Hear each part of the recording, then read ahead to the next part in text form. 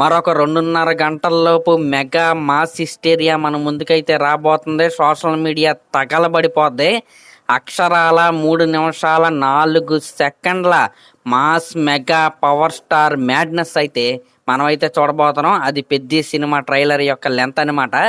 ఈ trailer cut ఏదైతే ఉందో సినిమా ఎలా ఉండబోతుంది, ఈ సినిమాలో క్యారెక్టర్స్ ఎలా బిహేవ్ చేయబోతున్నాయి, మోటివ్స్ ఏంటి, సినిమా యొక్క ప్రపంచం అలా ప్రతి దానికి కూడా ఈ పెద్ద సినిమా ట్రైలర్ కట్ ఏదైతే ఉందో అదొక కొలమానం లాగా అయితే ఉంటుంది.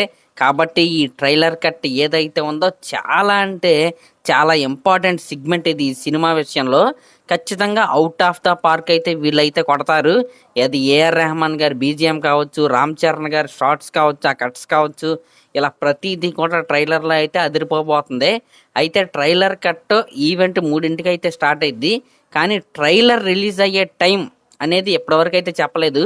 మ్యాక్సిమం 4 గంటల 5 నిమిషాలకి ఈ ట్రైలర్ కట్ ఆన్లైన్లోకి వచ్చే అవకాశం అయితే మనకైతే కనపడుతుంది. అక్కడ ఈవెంట్ బట్టి ఇదైతే డిసైడ్ అయ్యిద్ది అనమాట.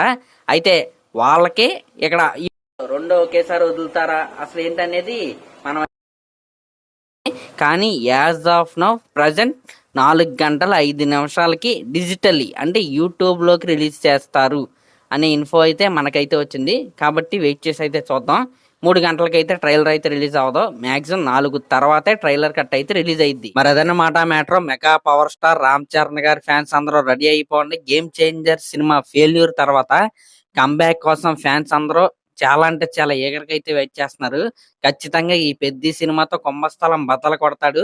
ఆ కుంభస్థలం బద్దలు కొట్టే ముందు దానికి ఒక నాంది పలకాలి కదా, ఆ నాందే ఈ ట్రైలర్ తో అయితే పలకబోతున్నాడు. అదిరిపోద్ది ట్రైలర్ కట్. మరి ఆన్లైన్ లో ఎవరెవరు ఉన్నారో కింద ఒక్కసారి అటెండ్ చేసుకోండి. 4 గంటలు అయిన తర్వాత కుమ్మేద్దాం. Thank you.